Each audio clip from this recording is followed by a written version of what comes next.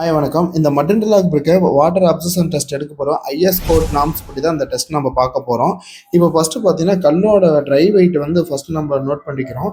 கல்லோட dry weight 14 kilo point 460 kilogram வருது.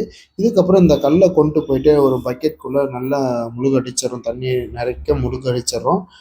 முழுகடிச்சதுக்கப்புறம் பார்த்தீங்கன்னா இது வந்து 24 ஹவர்ஸ் கழிச்சு தான் மறுபடியும் இந்த கல்லை நம்ம எடுத்துட்டு அதோட வெட் வெயிட்டை கால்குலேஷன் பண்ணோம். அதுக்கான ஃபார்முலா நம்மக்கிட்ட ஆல்ரெடி இருக்குது. இப்போ இந்த கல்லை எடுத்து வச்சுட்டு நல்லா தண்ணி வடியணும். ஒரு காட்டன் துணி வச்சு நல்லா தொடச்சி எடுத்துடணும்.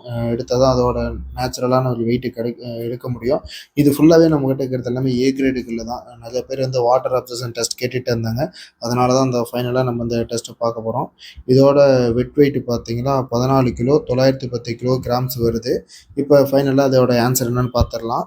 W2 வந்து ட்ரை வெயிட்டும் W1 வந்து வெட் வெயிட்டும் எடுத்து இதோட ஃபார்முலா யூஸ் பண்ணி வாட்டர் அப்சர்ஷன் டெஸ்ட் பார்த்தீங்கன்னா 3.11% வந்து வந்திருக்கு. 10% மேலே போனால் இது வந்து நாட் குவாலிட்டியான ஒரு பிரிக்கு. இப்போ நமக்கு பார்த்தீங்கன்னா வாட்டர் டெஸ்ட்டு 3.11% தான் இருக்குது. இது வந்து ஒரு குட் குவாலிட்டியான பிரிக்கு. நன்றி, தேங்க்யூ.